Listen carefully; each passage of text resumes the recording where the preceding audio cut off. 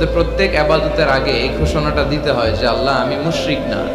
দেখেন সালাত যখন শুরু করি আল্লাহু আকবার বলে যখন আমরা তাকবীরে তাহরিমা বাঁধি তখন একটা দোয়া পড়তে হয়। অবশ্য আমরা অনেকে ভুল করে এই দোয়াটা জায়নামাজে দাঁড়িয়ে পড়ে ফেলি।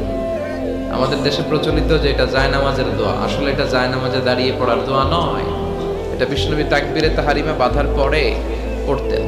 তো আমরা যখন সালাতে দাঁড়াই আল্লাহ বলে সালাত পড়ে অফার করো, আগে বলো তুমি শিরক করো কিনা। আমরা তখন বলি ওয়াজ্জাহতু ওয়াজহিয়া লিল্লাযী ফাতারাস সামাওয়াতি ওয়াল আরদা হানিফা ওয়া মা আনা মিনাল মুশরিকিন। আমরা নামাজের শুরুতেই ঘোষণা দিই আল্লাহ আমরা শিরক করি না।